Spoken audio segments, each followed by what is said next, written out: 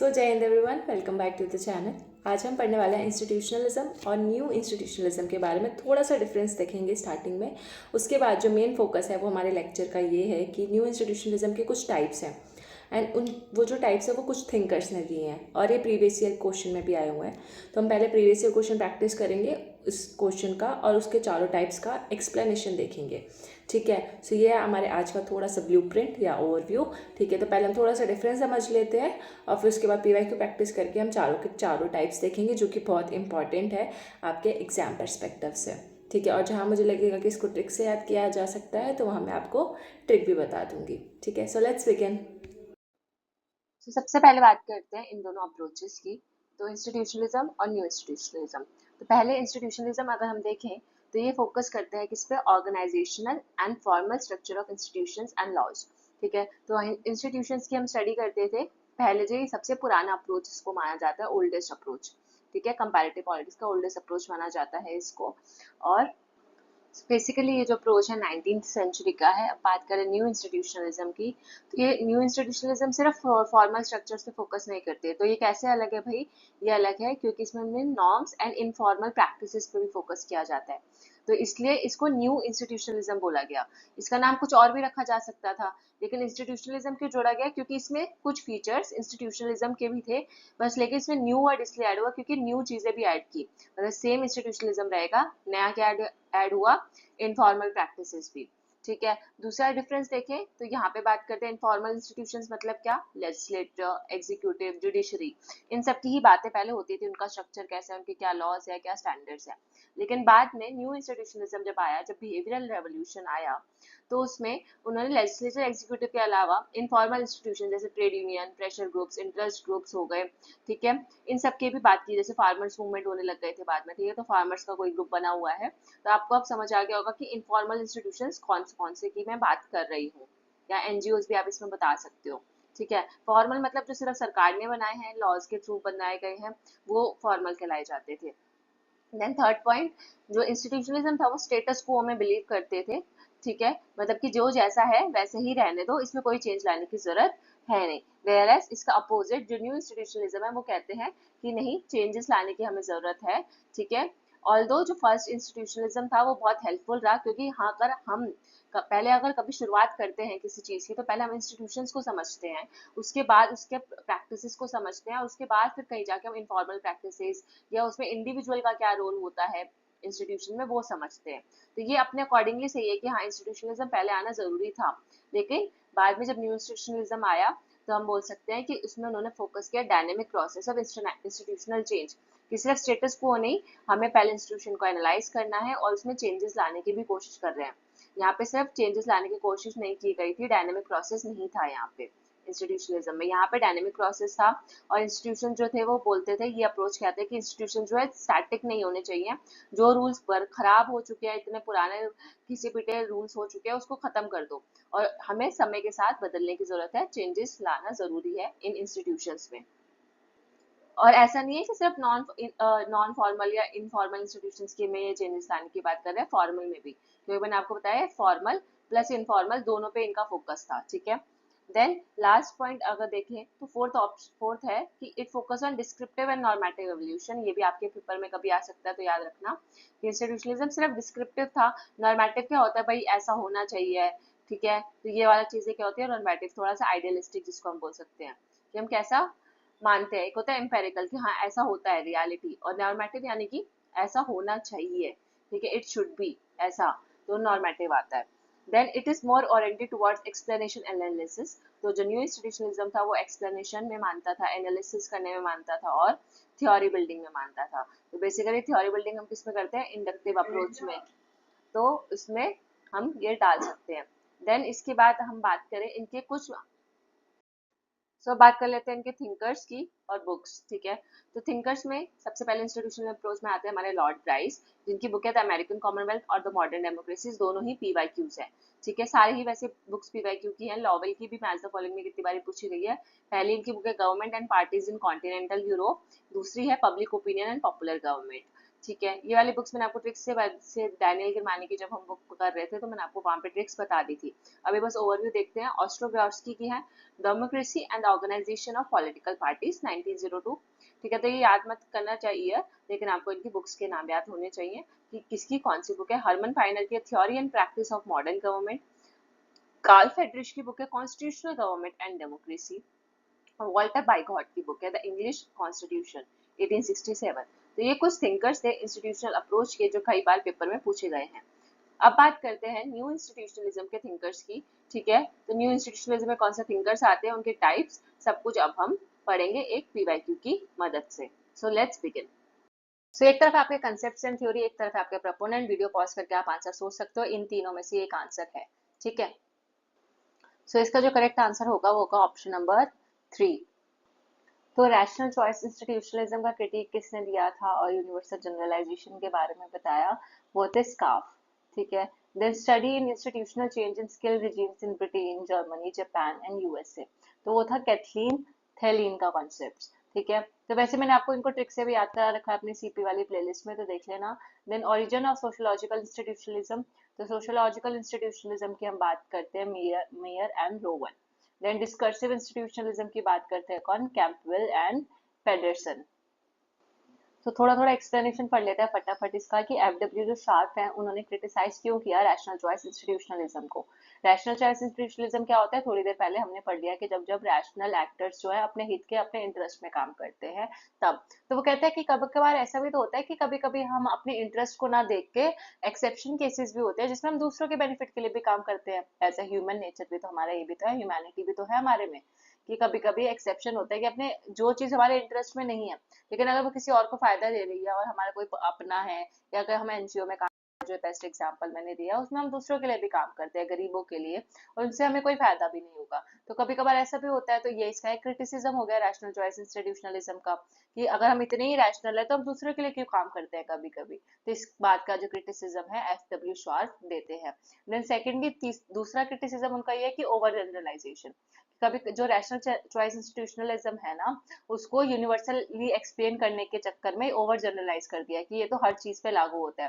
तो rational choice theorist है वो हर जगह पे अप्लाई करने की कोशिश करते हैं यूनिवर्सली, और कोई भी थ्योरी जो है ओवर जनरलाइजेशन नहीं होना चाहिए, उसको यूनिवर्सली एप्लीकेबल नहीं होती, exceptions are always there. Solution क्या है भाई इसका, तो इसने बोला कि रैशनल चॉइस इंस्टीट्यूशनलिज्म में इन दोनों क्रिटिसिज्म का सॉल्यूशन है, उन्होंने अपनी थ्योरी लेकर आए जिसका नाम था एक्टर सेंटर्ड इंस्टीट्यूशनलिज्म। ये जो थ्योरी है ये अवॉइड करती है यूनिवर्सल जनरलाइजिंग को, कि हम यूनिवर्सल लेवल पे जनरलाइज नहीं करते, प्रॉब्लम्स को हम जनरलाइज नहीं कर सकते, और बदले में वो बाउंडेड जनरलाइजेशन की बात करती है। तो ये दो एक और एक्स्ट्रा बोनस पॉइंट हमें पता चल गया, क्रिटिसिज्म क्यों किया वो पता चल गया। एफ डब्ल्यू शार्प की एक नई थ्योरी हमें पता चल गई, एक्टर सेंटर्ड इंस्टीट्यूशनलिज्म, जिसमें उन्होंने यूनिवर्सल जनरलाइजिंग को अवॉइड किया था, और बदले में क्या, क्योंकि यूनिवर्सल जनरलाइजिंग के बेसिस पे तो उन्होंने क्रिटिसाइज किया था, और उसके बदले में क्या दिया सॉल्यूशन, बाउंडेड जनरलाइजेशन और एक्टर सेंटर्ड इंस्टीट्यूशनलिज्म। ठीक है, ये दो कॉन्सेप्ट आपको याद रखने हैं। अगर आपको नहीं पढ़ना तो आप स्किप भी कर सकते हो कि आपने मैज द फॉलोइंग डे का बुक देख लिया, आगे नहीं पढ़ना कोई बात नहीं।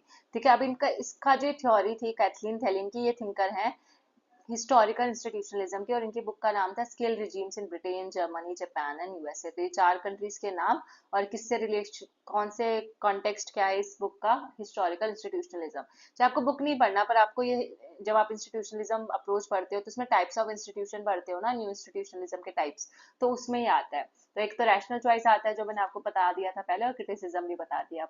हिस्टोरिकल इंस्टीट्यूशनलिज्म क्या है भाई, the branch of new institutionalism which focus on studying how political institutions develop over time।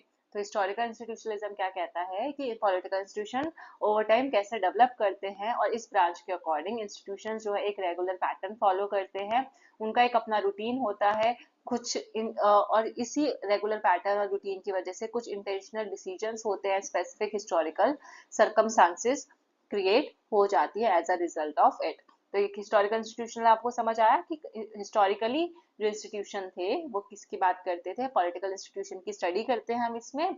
ठीक है, और इंस्टीट्यूशन के कुछ रेगुलर पैटर्न्स देखते हैं, और उनके कुछ डिसीजन लेने के, कि वो कैसे डिसीजन लेते हैं, कैसे उनके हिस्टोरिकल सर्कमस्टांसेस होते हैं उनके इन रेगुलर पैटर्न के लिए अकॉर्डिंग।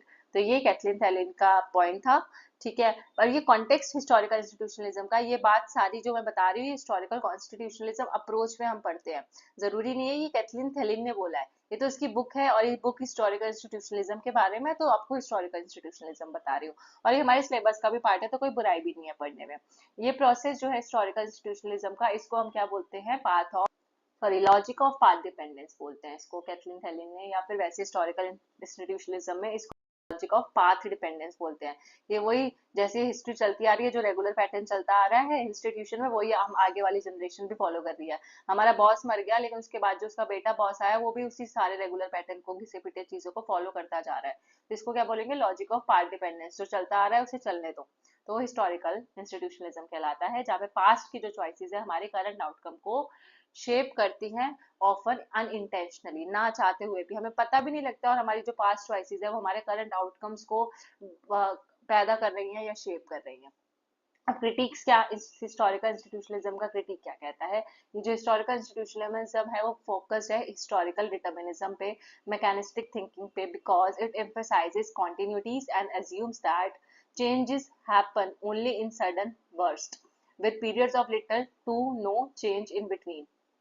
तो मतलब वही है कि मैकेनिस्टिक थिंकिंग जो हमारे चलता आ रहा है, घिसा पिटा वही चलता आ रहा है, आप उसमें स्टेटस को है, आप उसको चेंज नहीं करते, या चेंज करते तो बहुत छोटे से छोटे चेंज या कोई भी चेंज आप नहीं लेकर आते, जो कंटिन्यू है उसी को आगे बस कंटिन्यू कर रहे हो, ठीक है। और अगर चेंज आता भी है तो वो सिर्फ सडन बर्स्ट होता है, ऐसे नहीं कि आपने सोच समझ के कोई चेंज लाए हो, नहीं, वो तो अचानक से वो चेंज हो जाता है सडनली, कि कोई ऐसी एकदम आपदा आ गई तो आपको वो चेंज करना पड़ा, आप सोच समझ के नहीं करते, तो वो हिस्टोरिकल है। और दूसरा इसका क्रिटिसिज्म ये है कि ये बहुत हिस्टोरिकल इंस्टीट्यूशनलिज्म बहुत ज्यादा स्ट्रक्चर पे एम्फेसाइज करता है, और जो फैक्टर है ह्यूमन फैक्टर्स, एजेंसी में इंस्टीट्यूशन में ह्यूमंस भी तो एम्प्लॉयड है ना, जो, तो आप ह्यूमन फैक्टर्स को इग्नोर करते हो, जैसे हम पब्लिक एडमिनिस्ट्रेशन में पढ़ते हैं एल्टन ह्यूम कॉन्सेप्ट्स वगैरह, तो हमने ह्यूमन फैक्टर को इग्नोर किया है और सिर्फ हम इंस्टीट्यूशन के स्ट्रक्चर पे फोकस करते हैं, तो ये भी दूसरा क्रिटिसिज्म।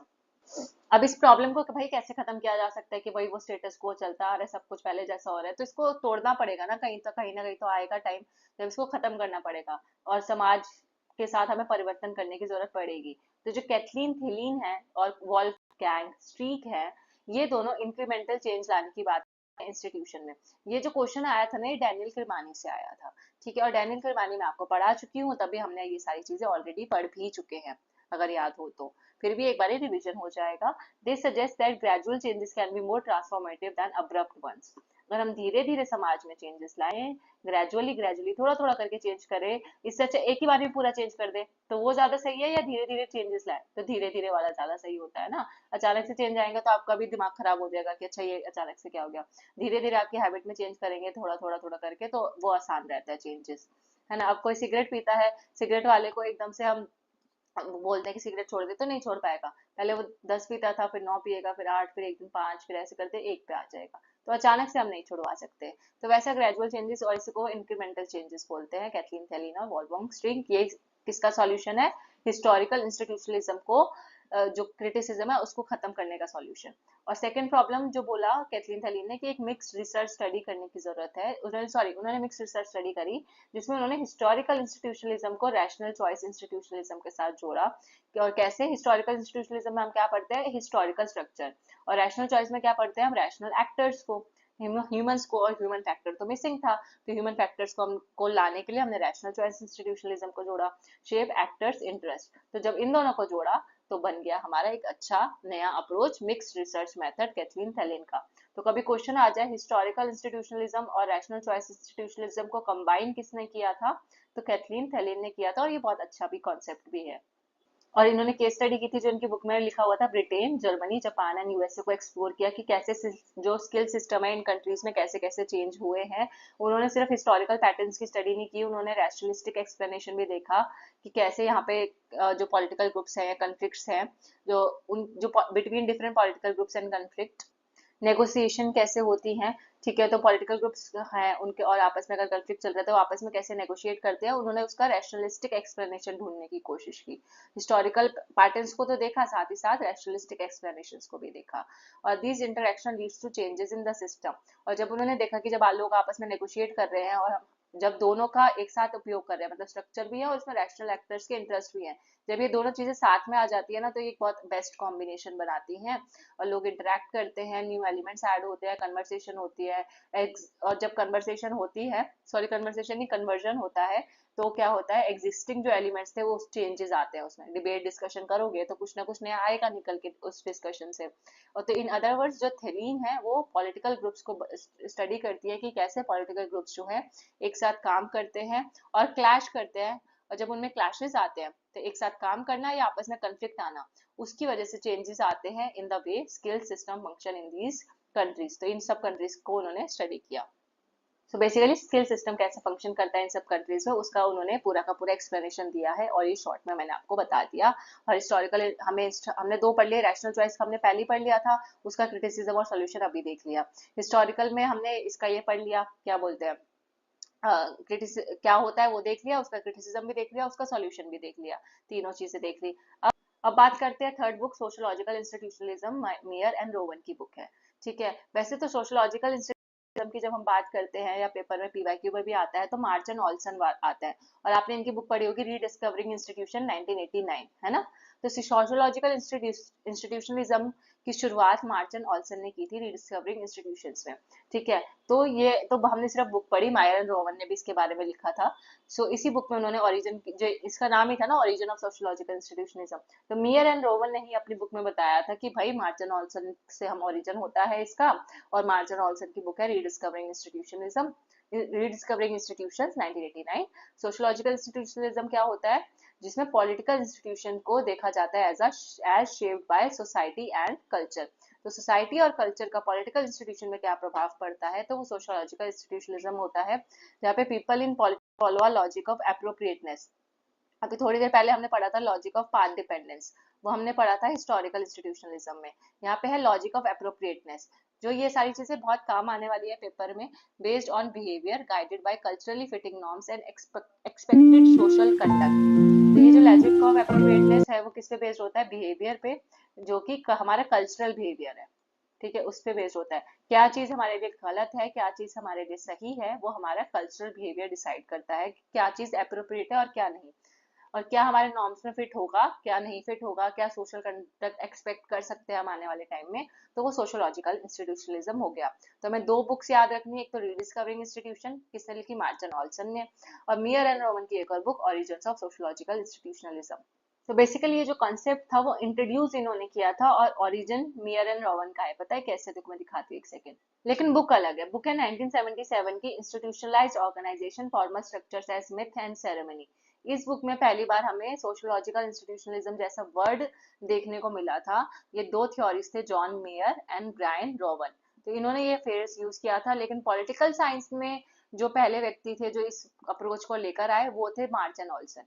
तो दो अलग बातें हो गई, अब समझ आ गया होगा क्या बोल रही हूँ। पॉलिटिकल साइंस में मार्चन ऑल्सन लेकर आए इस कॉन्सेप्ट को, लेकिन ओरिजिन इसका ब्रायन मेयर एंड रोवन ने किया था। ठीक है, discursive institutionalism last Campbell and Peterson की बुक है, लेट 1970s का है ये और अर्ली 1980s का। न्यू इंस्टीट्यूशनलिज्म की शुरुआत होती है with the desire of wide range of scholars, और न्यू इंस्टीट्यूशनलिज्म का एक स्लोगन होता है, bring institutions back into the explanation of political action. तो ये न्यू इंस्टीट्यूशनलिज्म अपना स्लोगन अपने साथ लेकर आता है कि पॉलिटिकल एक्शन को एक्सप्लेन करते थे हम अब इंस्टीट्यूशन को भूल चुके हैं, अब हम फंक्शंस की, ह्यूमन एक्टर्स की, इन सब की बात करने लग गए हैं, सोसाइटी कल्चर इन सब की बात कर रहे हैं। इंस्टीट्यूशंस का जो स्ट्रक्चर था वो हमने मिस कर दिया, जो ट्रेडिशनल इंस्टीट्यूशनलिज्म में हमें देखने को मिलता था। तो न्यू इंस्टीट्यूशनलिज्म क्या बोलता है कि bring institution back to the explanation of political action. और आपको पता होगा जब भी मैच द फॉलोइंग या किसी में क्वेश्चन आता है तो न्यू इंस्टीट्यूशनलिज्म में दो थिंकर्स का हम हमेशा पढ़ते हैं, new institutionalism, James March and Johan Olsen. तो सोशियोलॉजिकल भी और न्यू इंस्टीट्यूशनलिज्म अगर कहीं किसी क्वेश्चन में आपको दिखे थिंकर मैच करना हो तो मार्चन ऑल्सन है। और इन्होंने तीन न्यू इंस्टीट्यूशनलिज्म के बारे में बताया था। तो मैंने आपको बोल रही थी ना कि तीन तरीके के होते हैं, अभी थोड़े पिछले लेक्चर में मैं डिस्कस किया था और अभी थोड़ी देर पहले भी बताया था। तो इन्होंने ये इलाबोरेट किया इस तीन न्यू इंस्टीट्यूशनलिज्म को in the mid 1990s bye, तो तीन इंस्टीट्यूशनलिज्म मार्चन ऑल्सन ने बताए थे, लेकिन इसको इलाबोरेट पीटर हॉल और रॉसमैरी टेलर ने किया था अपनी बुक, सॉरी विवांश स्मिथ ने भी, argues that we can now identify four main new institutionalist approaches। So basically तीन तो मैंने बताए थे। और चौथा वाला जो इंस्टीट्यूशनलिज्म जो नया एकदम रिसेंटली ऐड हुआ है वो था डिस्कर्सिव इंस्टीट्यूशनलिज्म, जो हमारे क्वेश्चन में हमने देखा। तो डिस्कर्सिव इंस्टीट्यूशनलिज्म फोर्थ है। इससे पहले हम तीन ही न्यू इंस्टीट्यूशनलिज्म पढ़ते थे, एक रैशनल चॉइस, एक हिस्टोरिकल और एक सोशोलॉजिकल।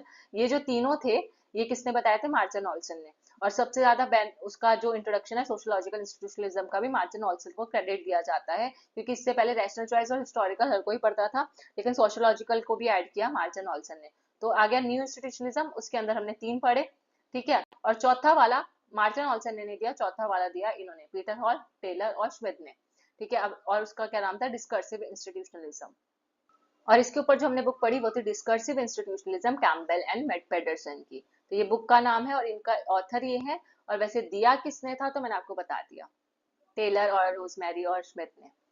सो भाई लास्ट पॉइंट है डिस्कर्सिव इंस्टीट्यूशनलिज्म क्या होता है? मतलब ऐसे आइडियाज और discourses that actors use to devise, deliberate and legitimise political action in institutional context. तो इंस्टीट्यूशनल कॉन्टेक्स्ट में जब हम क्या करते हैं, जो एक्टर्स हैं वो यूज करते हैं किस चीज के लिए? मतलब डिवाइस करते हैं, डेलिब्रेट मतलब क्या होता है? डिस्कशन, डिबेट्स, ठीक है। पॉलिटिकल एक्शन को लेजिटिमाइज करना। तो ऐसे आइडियाज, ऐसे डिस्कोर्सेज जो एक्टर्स यूज करते हैं, क्यों यूज करते हैं? डिवाइस करने के लिए, डिवाइस इन द सेंस एक तरीके से अपनाने के लिए, और डेलिब्रेट करने के लिए या लेजिटिमाइज करने के लिए पॉलिटिकल एक्शन को। कहाँ पे? इंस्टीट्यूशनल कॉन्टेक्स्ट में।